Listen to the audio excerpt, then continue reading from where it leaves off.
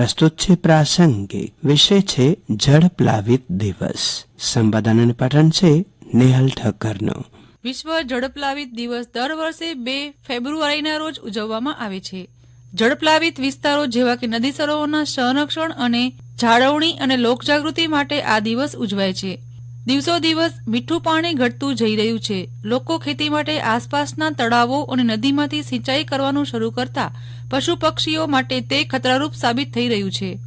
ઈસવીસન 1900 થી ઈસવીસન 2008 સુધીના એટલે કે 20મી સદીના સમયગાળામાં વૈશ્વિક સ્તરે વેટલેન્ડમાં 64% ઘટાડો થયો છે, જે ચિંતા પ્રેરક છે. સમગ્ર વિશ્વમાં મીઠા પાણીનો દિન પ્રતિદિન ઘટાડો થતો રહ્યો છે. આ સંજોગોમાં લોકોમાં જાગૃતિ કેળવવા આ દિવસ ઉજવાય છે. વૈશ્વિક સ્તરે હાલ 50% વસ્તી શહેરી વિસ્તારોમાં વસી રહી છે. આ 2050ના વર્ષ સુધીમાં વધીને 66% આંબી જશે. ભાવનગર હોય કે કચ્છ હોય કે ગુજરાત હોય, તમામ જગ્યાઓએ જળપ્લાવિત વિસ્તારોનું મહત્વ વધી ગયું છે. કચ્છના નાના રણમાં સુરખા પક્ષીઓના ઝુંડ દર્શાવે છે કે વેટલેન્ડનું મહત્વ શું છે. પાણીથી ઢંકાયેલા વિસ્તારને વેટલેન્ડ અથવા તો જળપ્લાવિત વિસ્તાર કહેવામાં આવે છે.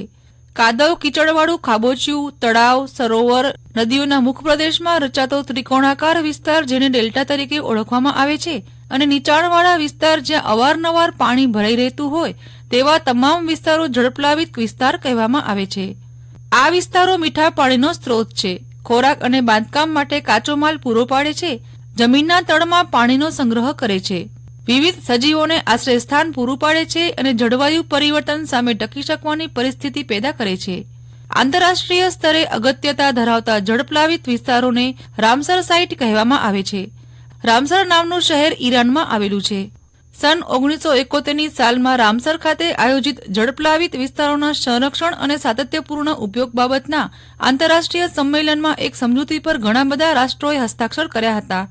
આ સંમેલનનો હેતુ તમામ અગત્યના જળપ્લાવિત વિસ્તારનું વૈશ્વિક સ્તરે સંરક્ષણ સુનિશ્ચિત કરવા માટે સ્થાનિક અને રાષ્ટ્રીય કાર્યવાહી તેમજ આંતરરાષ્ટ્રીય સહકાર પ્રાપ્ત કરવાનો રહ્યો હતો. જળપ્લાવિત વિસ્તારોનું વ્યવસ્થાપન એક વૈશ્વિક પડકાર છે. પર્યાવરણની જાળવણી પ્રત્યે જો સમસ્ત વિશ્વમાં આ પ્રકારની જાગૃતિ પ્રવર્તતી હોય અને વિવિધ રાષ્ટ્રો એકબીજાને સહકાર આપવા માટે કરારથી બંધાતા હોય તો દરેક નાગરિકની એ નૈતિક ફરજ બની રહે છે કે પોતે પણ એક જવાબદાર અને જાગૃત નાગરિક તરીકે પર્યાવરણનું જતન કરે. આમ કરવાથી આપણે પણ પોતાનું જ કલ્યાણ કરશું તે સમજવું અઘરું નથી. આપણા ગુજરાતમાં એકમાત્ર નળ સરોવર જ રામસર સાઇટ છે. ભારતમાં હાલમાં 26 સ્થળોને રામસર સાઇટ્સના વેટલેન્ડ તરીકે નિયુક્ત કરાયા છે. આપણા નળ સરોવરની વધારે વાત કરીએ તો લગભગ 1,74,000થી વધારે સંખ્યામાં પક્ષીઓ અહીં શિયાળામાં જોવા મળે છે. મધ્ય એશિયામાં પક્ષીઓના ફ્લાયવેમાં નળ સરોવર એ મહત્વનું ફ્યુલ સ્ટોપ છે. ઉનાળામાં ઘુડખર માટે આ નળ સરોવર અમૃત સમાન સાબિત થાય છે. સ્થાનિક લોકો પણ આ જ નળ સરોવરના પાણીનો ઉપયોગ કરે છે અને વર્ષે લગભગ 75,000થી પણ વધારે પ્રવાસીઓ નળ સરોવરની મુલાકાત લે છે. કચ્છનું મોટું રણ અને નાનું રણ, ખીજડીયા, નળ સરોવર, પરિયેજ, થોડ, વઢવાણ આ બધા ખૂબ મહત્વના વેટલેન્ડ છે. કચ્છના બંને રણ સિઝનલ વેટલેન્ડ છે એટલે ત્યાં બારેમાસ પાણી હોતું નથી, જ્યારે બાકીના વેટલેન્ડ પર લગભગ બારેમાસ પાણી જોવા મળે છે અને આ કારણે જ ગુજરાતમાં લગભગ 500થી વધારે પક્ષીઓની વિવિધતા જોવા મળે છે.